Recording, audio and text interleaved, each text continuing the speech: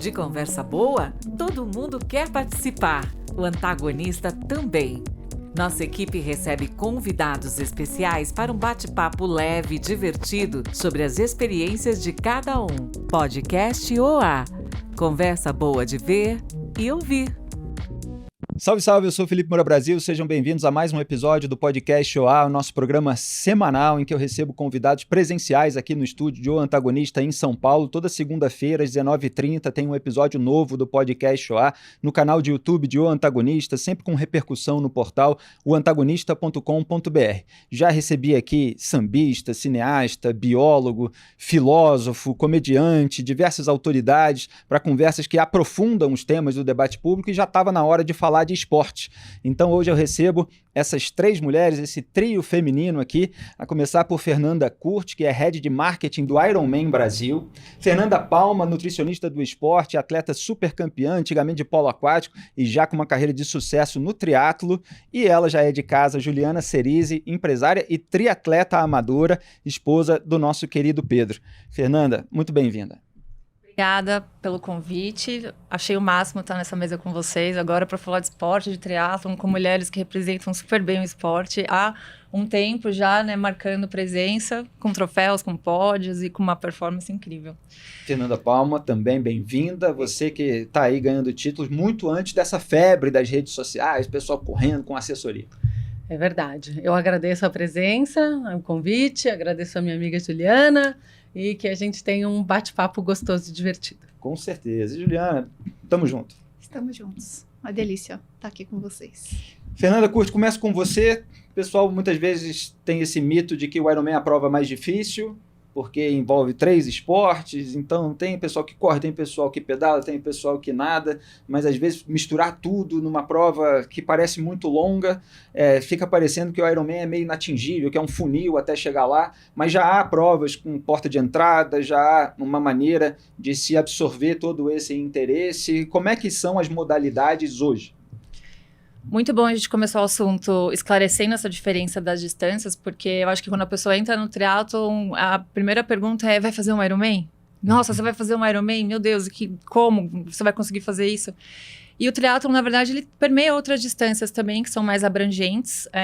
Ironman hoje é uma marca muito forte, então é natural que as pessoas criem um sentimento de desejo em relação a essa prova como uma conquista. Mas vale a pena a gente falar das outras distâncias que são até um caminho para que as pessoas possam chegar futuramente no Ironman. A primeira delas, assim, que eu acho que é a mais comum, que é a distância olímpica. A gente tem 1.500 metros de natação, depois são 40 quilômetros de bike e 10 quilômetros de corrida. Isso é triatlo sem ser Ironman? Triatlon sem ser Ironman. Isso é o triatlon olímpico, que se a gente ligar nas Olimpíadas, é esse triatlon que os atletas profissionais estão competindo. Certo. Porque triatlon é isso. Nada, pedala, corre. Então, falou de triatlon, é sempre essa sequência. As distâncias vão variar, mas a sequência é sempre essa. Perfeito. Necessariamente tem que nadar, tem que pedalar e tem que correr para ser triatleta. Nessa Exato. ordem. Nessa ordem. Uma distância um pouquinho menor do triatlon olímpico é o triatlon sprint, que é exatamente a metade. Então, vai nadar 750 metros, vai pedalar 20 quilômetros e vai correr 5. E uma distância que está ficando um pouquinho popular de 2 anos para cá, que é o super sprint, que a gente está chamando de entrada do triatlon, que é para a pessoa ter a primeira experiência desse nada, pedala e corre, que é a metade do sprint. Então, são 375 metros de natação, 10 quilômetros de bike e 2,5 de corrida. Essa é para aquela pessoa que quer tomar o primeiro sustinho do triatlon e pegar gosto depois para ir evoluindo nas distâncias. É uma modalidade que emplacou há 2 anos atrás e hoje faz parte de um circuito que a Unlimited Sports produz, que é o 3-Day Series. O 3-Day Series, ele contempla essas 3 modalidades, essas 3 distâncias que eu comentei. Super Sprint, Sprint e Olímpico. Acima delas, a gente vai ter o Ironman 70.3, que é o que a gente chama de meio Ironman. O 70.3, para quem não conhece, ele se refere à distância toda que a pessoa faz numa prova em milhas, porque a marca é uma marca americana, então a unidade de medida vai em milhas. Do Ironman 70.3, a gente vai para o Ironman, que é o dobro, que é o que a gente apelida do full, que aí sim é a prova que é mais comum, assim, que as pessoas associam mais a triatlon, que é uma das mais difíceis do mundo, de fato. E qual é a distância exata do Ironman? Do Ironman 70.3, que é o meio Ironman, é 1,9 quilômetros de natação, 90 quilômetros de ciclismo e 21 quilômetros de corrida, que é uma meia maratona. O Ironman, o full, é o dobro disso. 3,8 quilômetros de natação, aí vai pedalar 180 e depois termina com uma maratona de 42. É a cerejinha do bolo. É a cerejinha do bolo. Detalhe. Eu vou querer saber da parte corporativa, até em termos assim de marketing, de empreendedorismo, de como essa marca está triunfando aqui no Brasil, mas eu quero saber um pouquinho da trajetória da Fernanda Palma. Você saiu do polo aquático para o triatlo, como é que foi essa transição? Na verdade, eu saí do polo aquático porque eu me aposentei, né? Já estava, enfim, velha para a modalidade de alta performance. E meu marido faz ainda, mas na época, né, já competia Ironman. E me viu ali meio tristinha, porque estava sentindo a ausência da endorfina do esporte, que eu tinha realmente me aposentado. Tipo, cansei de treinar, não quero mais fazer rotina esportiva, né? Então, estava ali numa de fazer yoga de vez em quando, mas não tinha me adaptado muito bem a essa rotina nova. E estava ali sofrendo com a ausência das endorfinas esportivas. Meu marido falou, olha, veja bem, vamos um dia lá comigo, vem fazer um treino de pista comigo lá no Pinheiros, né, onde a gente treina. Aqui em São Paulo. Aqui em São Paulo. Vamos lá, você vai se divertir, não é natação, é corrida, tal. E aí eu fui um dia, fui outro. Na hora que eu vi, eu já estava treinando as 3 modalidades. E de repente eu já estava competindo. Então, para alguém que não queria mais competir, eu fui picada pelo bichinho do triatlon. E em um ano de treino, eu comecei a treinar em 2015. E em 2016 eu já estava fazendo a minha primeira prova de triatlon, bem de brincadeira ainda, né? Mas já foi uma surpresa, assim. Já peguei pódio e tal. Então, acho que a coisa ficou ainda mais animada, né? E aí, assim, eu comecei. E a nutrição veio onde? A nutrição é anterior. Porque, assim, muitos nutricionistas praticam esses esportes. Sim. Eu sigo um monte deles no Instagram, conheço socialmente um monte de nutricionistas que estão lá todo dia correndo. A nutrição, ela veio bem antes disso, né? Bem antes até veio junto com o polo aquático numa de entender o que está acontecendo com o corpo enquanto eu estou ali treinando, né? Eu sempre fui apaixonada por esporte, sempre pratiquei na escola, fazia parte do time de handball, treinava na escola e ainda garota, já velha para começar uma modalidade esportiva, ali com 15 anos, eu comecei a jogar polo aquático. E isso foi mexendo comigo, eu fui me envolvendo no esporte e ao longo do colegial eu decidi que era aquilo que eu queria fazer, entender o que acontece com o nosso corpo enquanto a gente está praticando o esporte nessa intensidade. E aí eu cursei nutrição, ao mesmo tempo eu praticava polo aquático, fui da seleção brasileira de polo aquático por muitos anos. Tive que parar o polo aquático no ano que eu me formei, né? Foi a única pausa na minha vida de polo aquático foi o ano que eu concluí a faculdade, porque aí também já não dava para fazer tudo ao mesmo tempo, faltava tempo para fazer tudo, estágios obrigatórios, 4 TCCs e jogar um campeonato. Esse ano foi 2003, foi um ano de Jogos Pan-Americanos na República Dominicana e de Mundial de Esportes Aquáticos em Perth, se eu não me engano. Então era um ano muito cheio, não daria para fazer tudo. Eu tranquei o polo aquático por um tempo, fui terminar a faculdade, voltei para o polo aquático e aí joguei mais 2 campeonatos pan-americanos, joguei 5 mundiais de esportes aquáticos, treinando, trabalhando, estudando, porque a faculdade não te traz tudo, né? Você tem que fazer pós-graduação e na área da saúde isso se estende. Então, foram anos de uma vida dupla, de estudante e atleta ou profissional da área da saúde e atleta. Mas o conhecimento da área da saúde e de nutrição acaba ajudando, né? Uma coisa acaba ajudando a outra. Muito, muito. E, Juliana, você está seguindo os passos da Fernanda Palma. Não, Só falta na verdade, a quantidade eu de dei a sugestão de convidá-la, porque você viu que tem muitas histórias, né? E mais a minha presença do tipo, eu sou totalmente amadora, a gente treina juntos, juntos. É uma equipe bem grande, isso que também é muito legal lá no Clube Pinheiros. Sim. E também começou por influência do marido, o Pedro, Não, publisher do antagonista, que é campeão Não, assim, de triatlo. a história do Pedro é assim, quando a gente casou, ele trabalhava demais, e aí ele começou a andar de kart. Eu nunca gostei do kart, eu achei muito perigoso. E aí ele fez por uns 2 anos ali, depois esqueceu o kart. Aí a gente começou, eu falei assim, vamos começar a correr, a gente tá na praia, vamos correr. E aí nisso ele não conseguia correr. Aí ele ficou até nervoso. Como assim? Se você corre mais que eu, né? Todo competitivo. E aí ele falou, não, então não é possível. Aí ele começou, ele é tudo muito intenso, né? Então aí ele começou a correr, a gente começou a fazer 5 quilômetros, 10 quilômetros, meia maratona. E aí que ele queria fazer um tempo 2:43 na maratona. Fez, aí ele foi pro triatlon. Aí nisso, aí eu fui.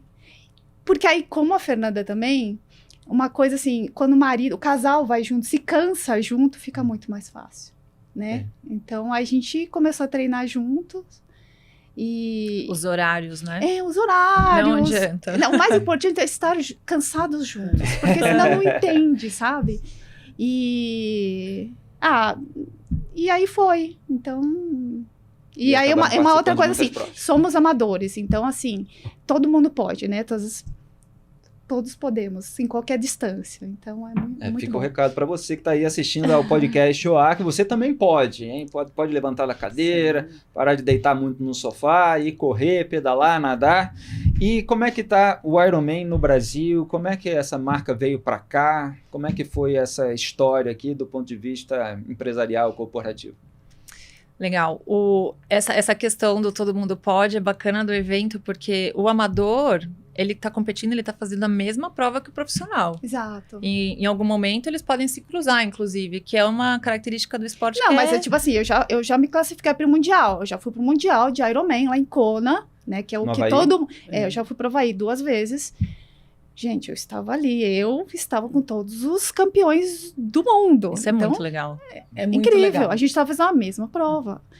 Então, Não tem diferença, é exatamente a mesma prova, no mesmo lugar que ele passou, você vai passar também. É uma motivação, né? Eu acho que é você estar ali junto com o seu ídolo, porque quem faz um esporte acaba se espelhando nos profissionais, nos melhores. E o mais legal é que tem o age group, entendeu? Então, assim,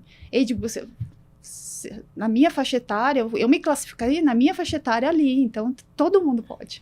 Vocês estão fazendo a prova juntos, mas você está competindo com quem é do mesmo age group, Exatamente. ou seja, não fica... É democrático, né? Você deixa todo mundo, você vai competir com quem é da sua idade, do Não é seu aquela sexo. provinha de 100 metros rasos que o pessoal está acostumado a ver em casa nas Olimpíadas, que só tem ali 8 participantes, aquele funil, né? Muita gente. Muita gente. E tem as largadas pelo age as group. categorias. As categorias. Então, assim, você não sai enlouquecida, assim, não vai o profissional, assim, do meu lado me atropelar, né? Então, tem tudo ali. Age group, vocês estão falando? Age group é grupo por idade. A categoria, separação por idade.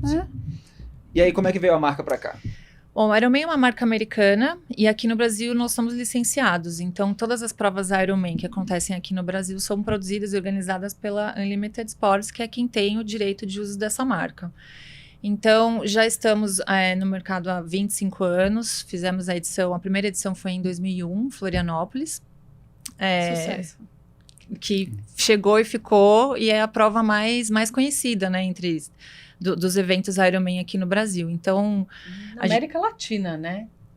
já teve na Argentina, mas aí não vingou muito, e essa é a prova mais consolidada da América Latina, realmente, o Ironman em Florianópolis. Então, é uma prova já de muita tradição, uma cerejinha do bolo ali do pessoal que almeja chegar no ápice ali do triatlo. Começou em 2001, então. 2001. Antes das redes sociais, né? Porque assim, a primeira rede social a fazer sucesso no Brasil foi o Orkut, foi 2004. Aí Exato. começou a virar ali Facebook e tal, até chegar no Twitter, que hoje virou X, no Instagram, no TikTok. Porque hoje a gente vê muita febre com esse esporte, talvez crescendo com as redes sociais, mas ele veio antes. Ele veio antes, assim, a primeira edição teve 300 inscritos. Hoje a gente está falando de 2.000 inscritos por prova. Nossa. Então é uma diferença. E só não tem 3 porque não cabem. Porque tem limite de vaga, porque senão Claro. teria mais gente inscrita. Tem uma questão de espaço físico na Sim. prova. Especialmente no ciclismo. Então, assim, diferente de uma corrida de rua que as pessoas podem até ficar um pouco mais próximas, no ciclismo precisa ter uma distância de segurança para as pessoas competirem. Então, tem um limite técnico que, como ela falou, a gente vai deixar algumas pessoas de fora. Então, a gente abre as inscrições e esse ano, acho que foram 6 meses, já deu sold out na prova, desde que a gente abriu. E redes sociais têm feito um papel importante nessa história, porque tem divulgado o esporte, né? A gente, naquela época, era só o Ironman Brasil, e aí essa prova ela aconteceu de 2001, 2006, que veio o primeiro Ironman 70.3, que é o meio Ironman, que foi em Brasília. Sim, e essa Né? prova deixou de existir e voltou agora fazendo Tinha maior Penha. sucesso, E né? agora, Não era Penha? Penha também, mas a primeira edição foi Brasília, Ah, tá, pensei que 2006. Aí depois mudou para Penha, e agora a gente vai fazer, semana que vem tem Vai ter em Brasília. Vai ter em Brasília, que ela voltou para lá. Hum. E passou de uma prova lá em 2006 para agora a gente tem 5 70.3 aqui no Brasil. Ó, pode ser que vocês estejam vendo esse vídeo depois da prova, então é Sim. bom se informar a respeito da data exatamente, porque o vídeo fica no canal de YouTube, cada um assiste numa época, só para deixar claro. Bem lembrado. Então, esse ano, agora em 2025, a gente vai ter um Ironman de Florianópolis e 5 Ironman 70.3. Ele vai acontecer em Brasília, seguimos para o Rio de Janeiro, pela ordem, depois a gente tem Florianópolis, São Paulo e Aracaju. Então já São- está nacional aí, em vários lugares. Uma Todas presença esgotadas, muito forte. Todas exceto esgotadas. Aracaju, que está muito próximo já de esgotar também. E só para entender, a Unlimited Sports, ela é internacional ou ela é brasileira? Brasileira. Ela é brasileira, ela que cuida do Ironman aqui, tem outras empresas em outros países. Isso. Existem outras empresas aqui na América do Sul, outras Unlimited Sports que cuidam cada uma no seu país. E em termos de negócio, você tem uma taxa de inscrição, você tem Isso. patrocínio também dos eventos. Isso. A gente tem as duas principais fontes de receita são Exato. realmente as inscrições e patrocínio. Então, temos o patrocínio privado de empresas que querem se associar à marca e, em algumas praças, o interesse público também de levar o evento como uma motriz turística para a região. Então, Exatamente, porque eu já vi vários desses eventos, seja de triatlo, seja de corrida, que são realizados em viagem, em lugares, às vezes, paradisíacos. No Rio, por exemplo, Búzios tem muitas corridas, acho que tem Paraty. Enfim, você tem lugares que as pessoas gostam de ir para viajar, veraneio, passar o fim de semana, e aí você junta tudo isso com a programação local e acaba sendo um fortalecimento ali. Exatamente. Aracaju é um bom exemplo, porque Aracaju, eles nos procuraram com o interesse de levar a prova para lá, justamente para as pessoas conhecerem o destino Aracaju, legal. que no Nordeste ele não é tão famoso quanto as outras capitais. Que antes era Fortaleza. Era Fortaleza. É. Já teve em Maceió também, e aí Aracaju é um caso interessante, porque Legal. é raro assim as pessoas irem a Aracaju por uma Aham. questão turística. Nordeste normalmente você pensa em outras capitais, e Aracaju falou assim, poxa, então vamos trazer um Ironman pra cá, que as pessoas vão vir conhecer, vão ver que a cidade é linda. E todo mundo amou Aracaju. Não, o pessoal adora viajar para competir, acha o máximo, organiza com os amigos, os casais vão E juntos. você abraça esse pessoal que tá lá fazendo triatlon, né? Sim. Senão eles têm sempre que vir para, né, pro sul. E sendo que lá você tem lugares incríveis para fazer provas, né? Tem bastante triatleta nordestino também, e é muito legal que a gente tenha uma prova nessa região. O ideal é sempre espalhar, né? Estrategicamente, a gente ter as provas distribuídas pelo país para atender. Qual que é a porcentagem núcleos. Exatamente. dos estrangeiros aqui no Brasil? Aqui, eu diria que chega em 15%. Para 73 ou full? Porque eu acho que o full é legal a gente falar, né? Que essas provas, elas são classificatórias para os mundiais, né? Então, todas essas etapas que acontecem aqui no Brasil ou pelo mundo, elas classificam para um mundial ou de meio Ironman ou de Ironman completo ou full, como a gente chama. E tem vários só em Kona, não, Havaí? Não, o mundial, ele acontece uma vez por ano, para cada distância. Então, uma vez por ano acontece o Mundial de 70.3 e uma vez por ano acontece o Mundial de Ironman. Desde a pandemia, por uma questão logística, separaram o feminino do masculino na distância full. Sempre essa prova, tradicionalmente, foi em Kona, né? Porém, com o número de vagas que hoje são distribuídas entre as provas pelo mundo, essa prova passou a ficar grande demais e não comportar um dia só para a modalidade em Kona. Uhum. Como é uma ilha, a gente tem toda uma questão de logística, né, no Havaí, essa prova foi separada em 2 sedes, uma Kona e uma Nice. E por ser feminino e masculino, ficou um ano masculino em Kona, um ano feminino em Kona, e assim eles vão se alternando ao longo dos anos, né? Mas essa mudança aconteceu a partir de 22, é isso? 22 ainda foi todo mundo em Kona, 23 foi feminino e masculino separado, 24 separado e esse ano separado. Queria ver os títulos aqui da Fernanda Palma. Praticante de triatlo desde 2016, sendo as principais conquistas. Vê se está certo aqui o meu roteiro. Uhum. Campeã do circuito do Troféu Brasil de Triatlon na Elite em 2017, vice-campeã na Elite no Triatlon Internacional de Santos 2018, campeã do 70.3 Ironman Maceió 2019, campeã do 70.3 Ironman acho que está faltando alguma coisa. São Paulo 2019, vice-campeã do 70.3 Ironman Florianópolis 2022. É isso? Está faltando alguma coisa? Não, tá tudo aí mesmo. Super campeã, Fernanda Palma. Falta uma sim, que eu acho que é interessante, porque fala além dos campeonatos de polo aquático, né? Que foi 16 vezes campeã brasileira interclubes, 5 vezes campeã sul-americana, 2 Jogos Pan-Americanos sendo bronze em Guadalajara em 2011, etc. Eu sou apaixonada pelo esporte mesmo. Mas faltou aí uma conquista interessante, que foi campeã do circuito Tri-Day em 2018, se eu não me engano.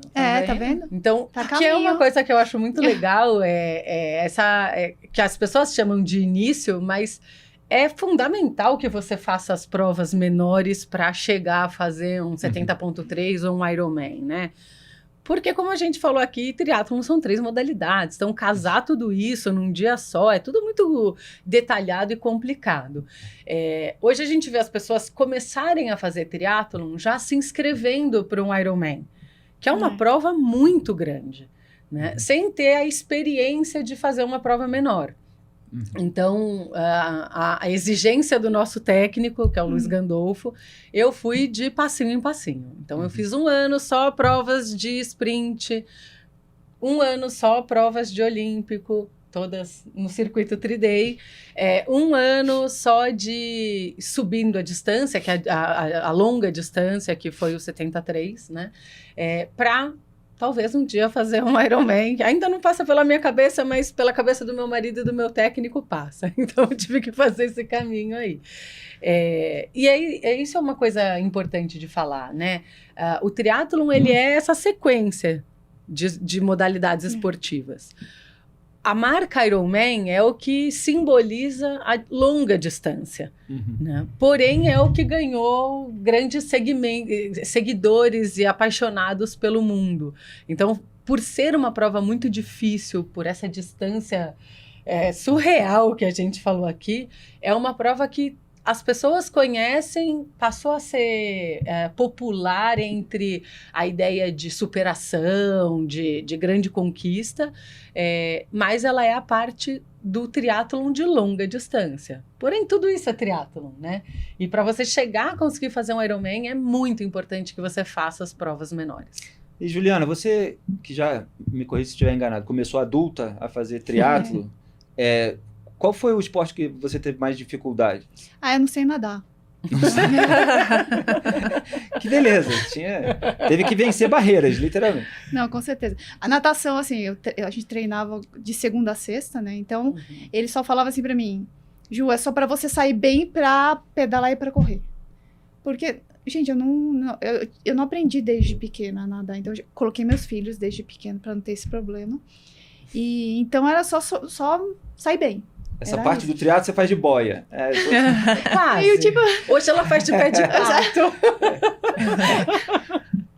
Não, assim, a pé de pau tem que ter pra aumentar minha autoestima, porque senão eu perco o pé deles, aí eu fico assim, preciso ir, né?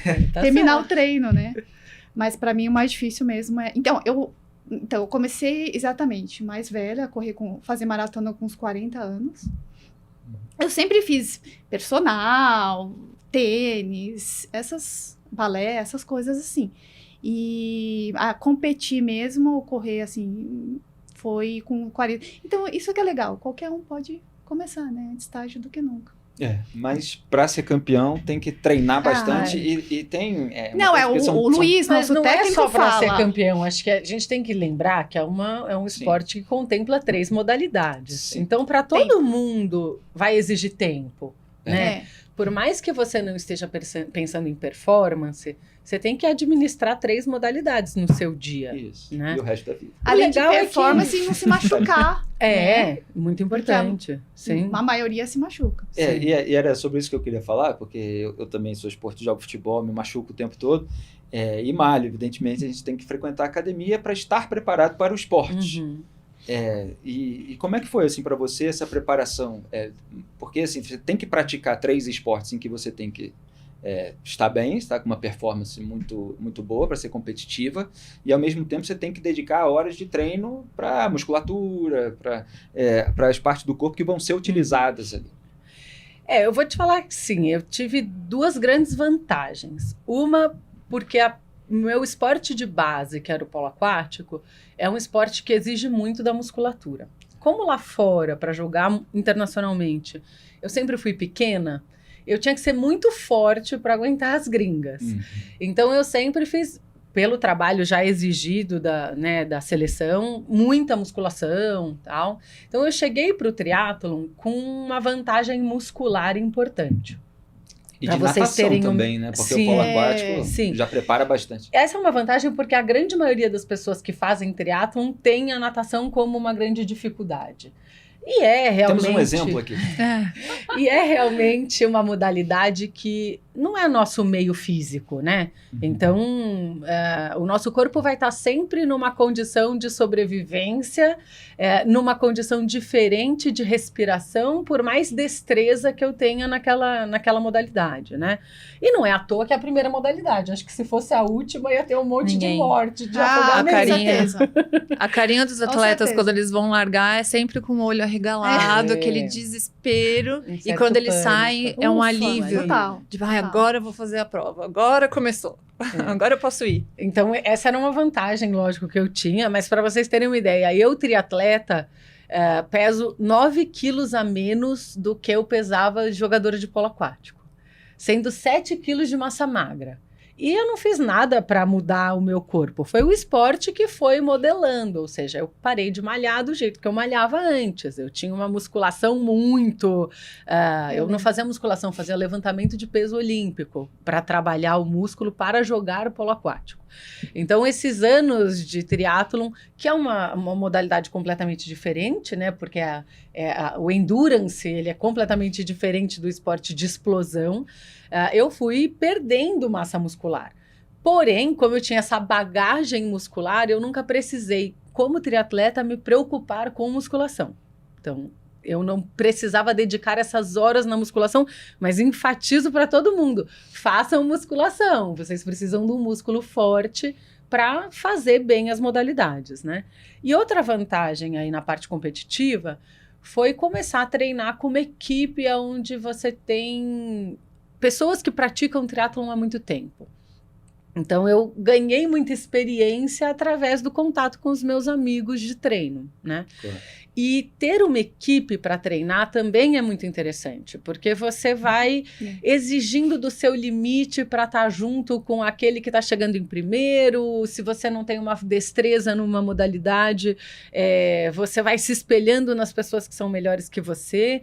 Então, começar a treinar dentro de uma equipe te ajuda muito a cortar caminhos de uma forma positiva, não cortar caminho negativo, né? Que é aprender mais rápido certos detalhes dessas modalidades, né? Então, acho que por isso que eu evoluí tão rápido ali na modalidade. Legal. E, Fernanda Curti, como é que é a própria estrutura do evento? Assim, quais são as preocupações quando você precisa adaptar esse evento para uma cidade? Porque quando a gente pensa, por exemplo, no automobilismo, você tem uma pista que é montada de acordo com todos os pré-requisitos internacionais. No Ironman, você vai usar o território urbano, né, da cidade. Então, tem asfalto, tem terra, tem montanha. Quais são as preocupações que você precisa ter? Bom, acho que a primeira característica que a gente tem que buscar é uma cidade que tenha viabilidade técnica, né? Então, a gente tem que ter um lugar para nadar que seja navegável para os atletas, tem que ter um E é espaço... necessariamente o mar? Não, pode ser lago, pode ser rio. Aqui em São Paulo, na Raia Olímpica da USP, por exemplo. Uhum. Tem que ser um espaço curto até a transição para a gente poder montar e tem que ter os 90 quilômetros de ciclismo, que pode ser ou uma ida de 45, volta 45, ou pode ser feito em voltas. Mas isso tem que estar alinhado com o poder público para que a gente possa fechar esse espaço parcialmente, né? Porque Sim. a gente tem que levar em consideração que as pessoas precisam transitar, então a gente tem que conviver muito bem com a população local. E isso é muito importante porque... é importante para a gente que a cidade abrace o evento. É um evento que dura muito tempo, a gente bloqueia parte das ruas durante um domingo, então isso precisa estar muito bem alinhado, informado para quem mora na região, quais vão ser os caminhos de acesso para ela naquele dia. Geralmente domingo para facilitar tudo. Para facilitar, que é quando tem menos trânsito. Mas é importante que isso ocorra da maneira mais limpa possível para que o evento seja positivo também para quem mora na região. Porque se essas pessoas não abraçarem o evento, não funciona. Não funciona, porque eles são parte daquilo, né? Eles vão estar no percurso, vocês sempre veem o pessoal lá torcendo. Então, esse é um ponto importante também. Rede hoteleira, porque como a gente comentou há pouco... a cidade precisa ser capaz de absorver todo mundo que está vindo, os acompanhantes, o pessoal que vai trabalhar. E Rede hoteleira adora, né? ama. Sim. Ama. Traz mais, faz mais prova aqui. Atleta, quando quiser descobrir prova nova, conversa com o hotel. Porque eles ficam sabendo antes de todo mundo, né? E basicamente isso. Então, movimenta a economia da cidade. Movimenta a economia da cidade. E eu acho legal falar também que movimenta também muito o setor esportivo, né? Você comentou das equipes. A quantidade de equipes que tem agora, né, comparado a 2016, Nossa. pessoas se profissionalizando para poder justamente gerir carreira ou treinar pessoas que estão entrando no esporte. Então, é uma série de negócios paralelos que giram em torno do evento que é legal comentar e bom, assim, para a área esportiva, né, para o crescimento econômico nessa área, né. E o maquinário e a quantidade de pessoas envolvidas numa prova grande? Falando de Ironman Full, que é o de Floripa, que é a maior, a gente tem, em média, a gente trabalha com 1.000 staffs, contando todo mundo que fica no percurso, que fica ali entregando kit, na chegada. Então, são aproximadamente 1.000 pessoas locais, também esse é um ponto interessante que, mais um motivo para a cidade também, para a gente trabalhar próximo da cidade, para a gente ter essa mão de obra lá nos ajudando. Tem um emprego temporário oferecido. E alguns voluntários, né? Alguns voluntários, mas sabe que aqui no Brasil essa cultura não é tão difundida quanto lá fora. Nossa, lá fora, Lá tem fora é bastante. muito. Aqui não é. É menos, mas tá aumentando um pouquinho. Mas aqui a maioria dos staffs são contratados mesmo.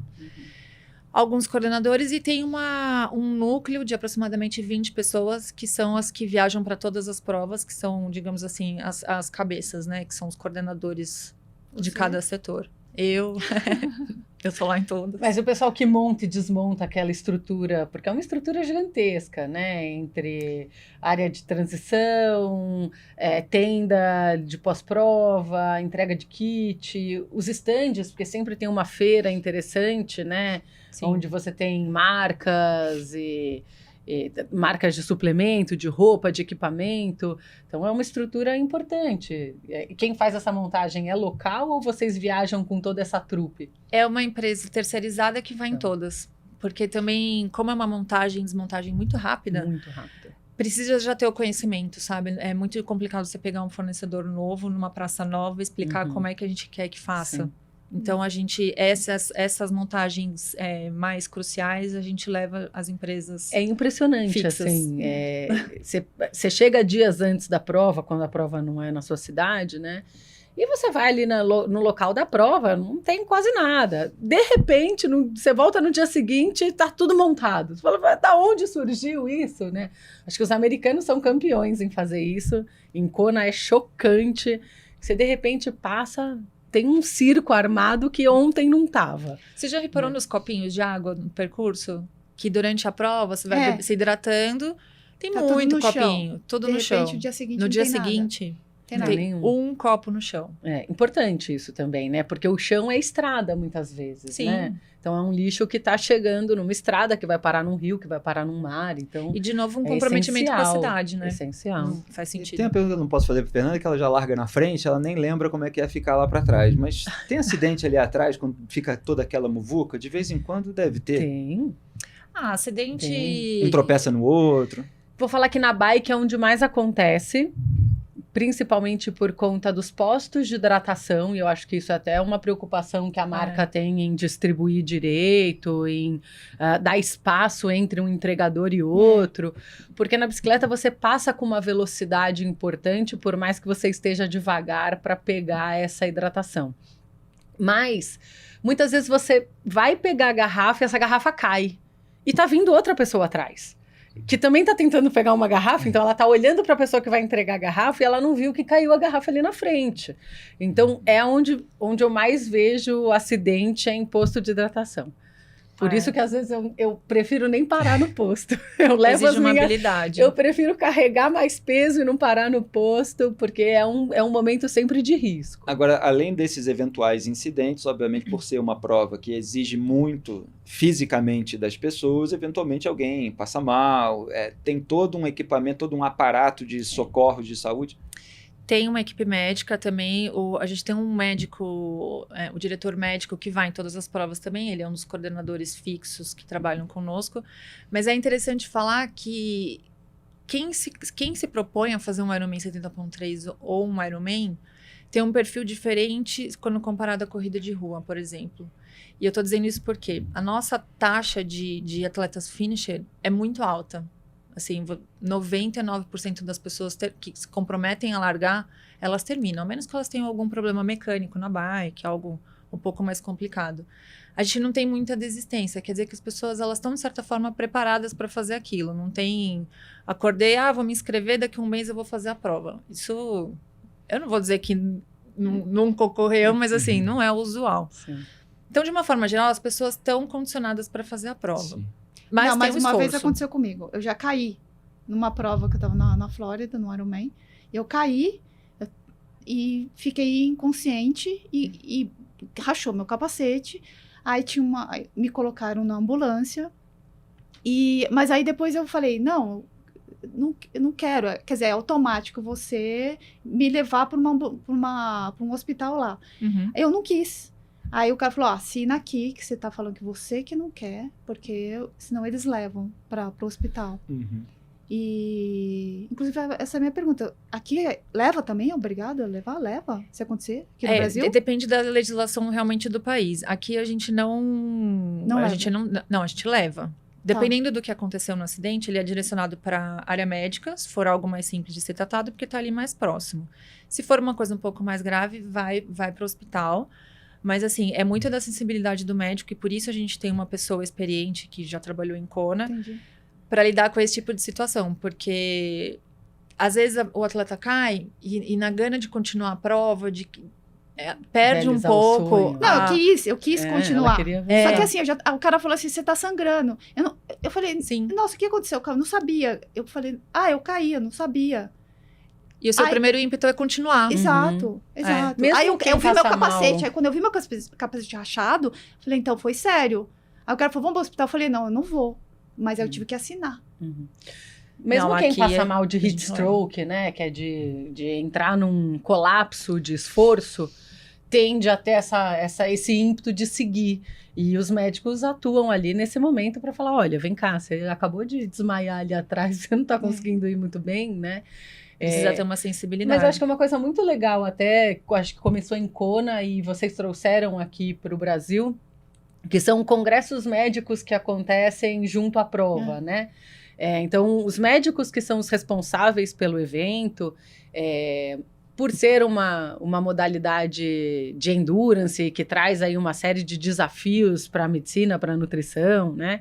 Esses médicos que estão ali para o apoio dos atletas, eles muitas vezes vêm para o evento motivados por esse estudo, né? De entender também da longa distância.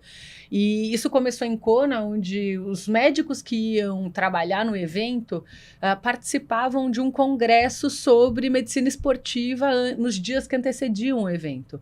E o Ironman começou a fazer isso aqui em Florianópolis, eu não sei se no 73 também tem, mas no Full eu sei que rola um evento de medicina do esporte dias antes do evento. Então é um pessoal que está super preparado para isso, né? A gente vai ter em suma, todos o agora. Ironman é super preparado para qualquer coisa que acontecer. Acho que E Fernanda Palma, você adora o Havaí, né? Eu vi Adoro, uma postagem adoro. sua no Instagram exaltando amo. depois, enfim, de uma estadia por lá. Por quê?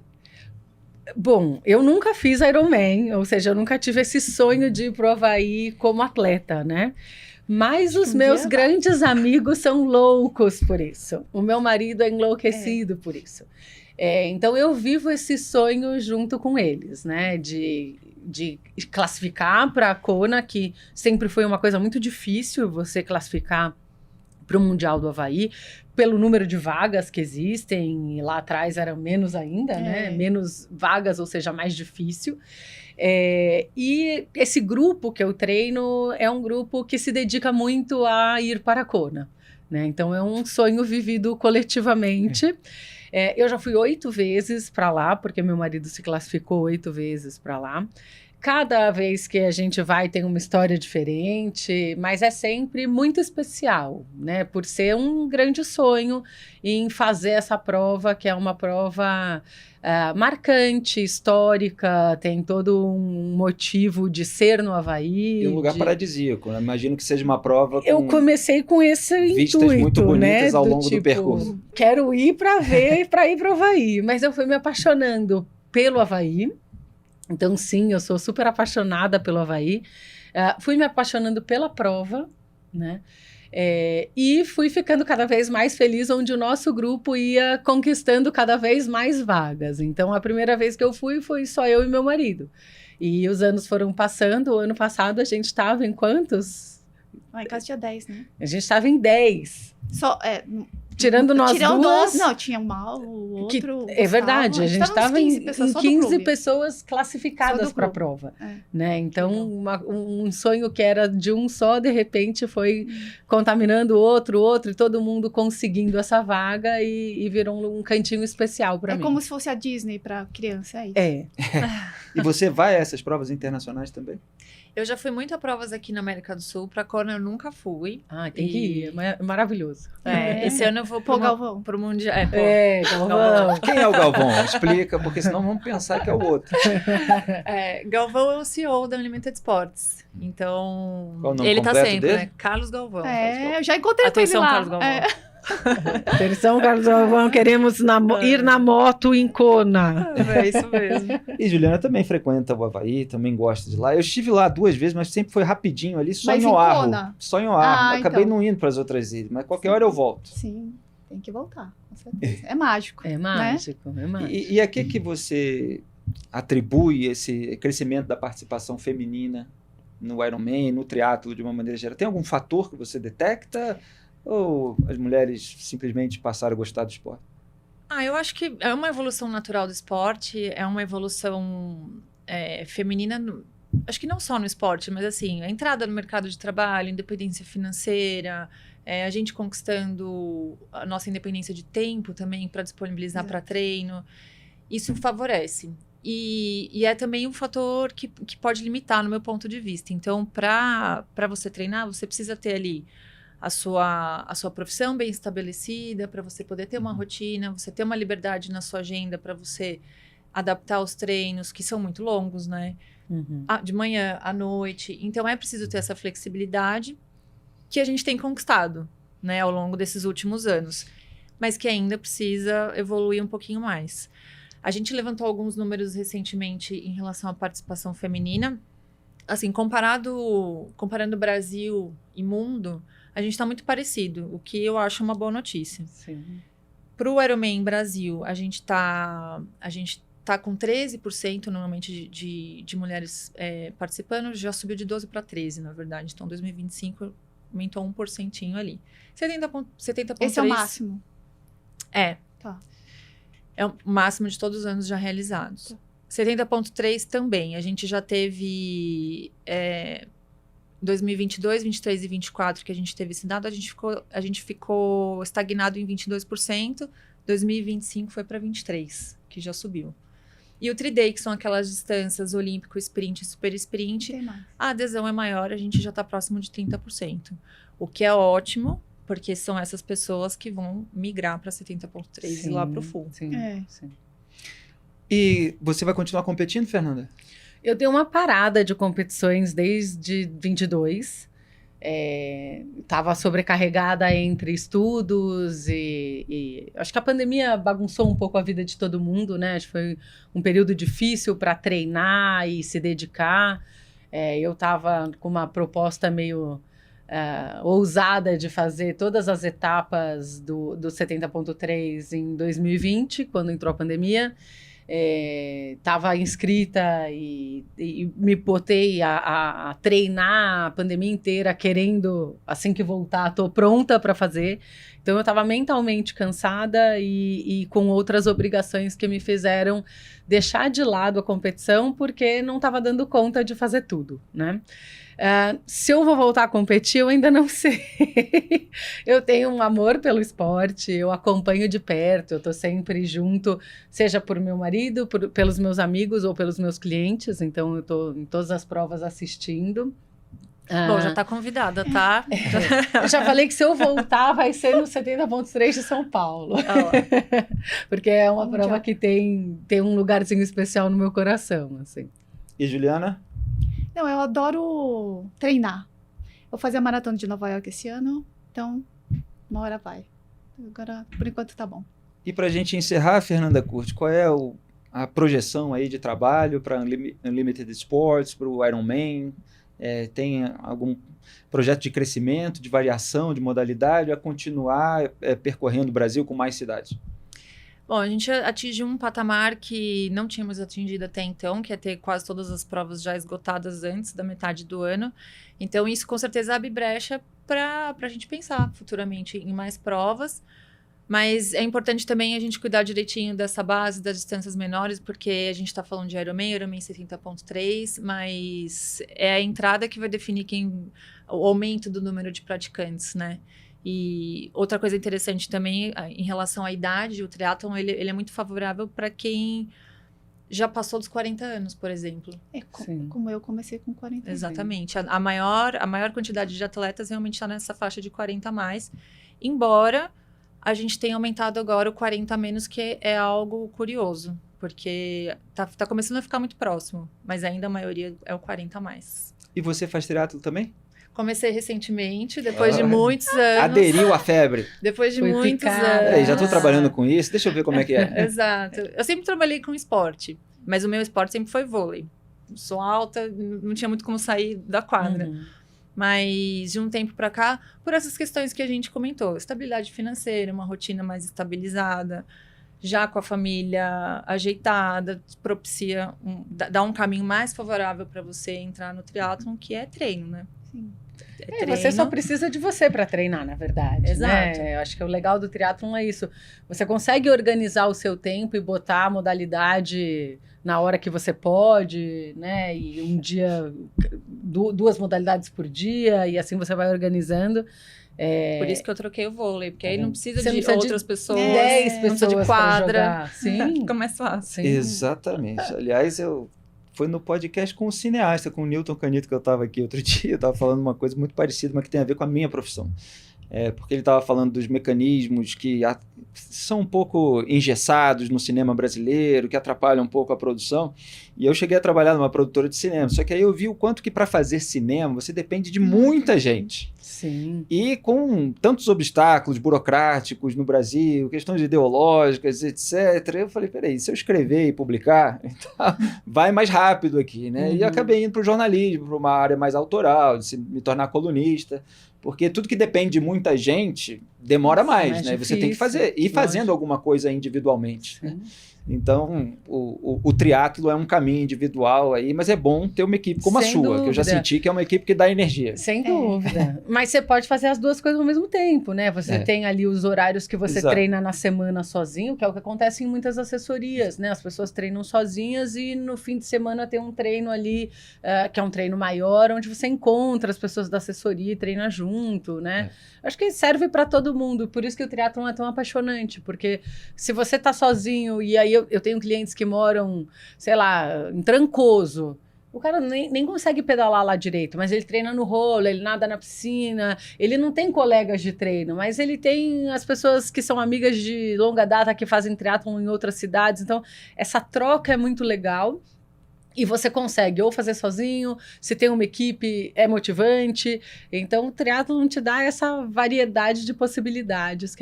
E você soltou uma frase aí que pode ser a mensagem final para o nosso espectador, eventualmente sedentário. Olha, fique aí inspirado. Espero que esse programa tenha inspirado você a praticar esportes, a fazer triatlon, ou quem sabe a corrida, a natação, a pedalada, que é... Para treinar, você só precisa de você. Exato. Tá aí. Para treinar, você só precisa de você. Muito obrigado. Adorei essa conversa com esse trio feminino. Lembrando que a Fernanda Curti é Head de Marketing do Ironman Brasil. Fernanda Palma é nutricionista do esporte. Aliás, se quiser fazer aí um merchan para conseguir uma clientela do nosso público, pode falar o seu canal. Fique à vontade. Eu atendo pelo meu Instagram, na verdade, que não é muito movimentado. Na verdade, as pessoas que me procuram são pessoas que conhecem pessoas que já passaram por mim, então o boca a boca é sempre a melhor propaganda, mas quem quiser, Fernanda Palma no Instagram, você me acha lá. Maravilha, super campeã de polo aquático e de triatlo, e a nossa Juliana Cerise, empresária e atleta amadora. Muito obrigado pela presença de todas vocês. Obrigada. Obrigada.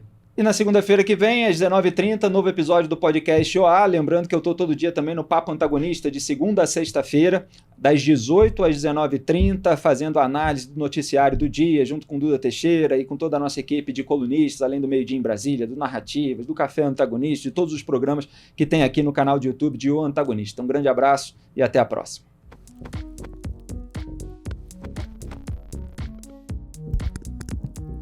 Podcast OA. Conversa boa de ver e ouvir.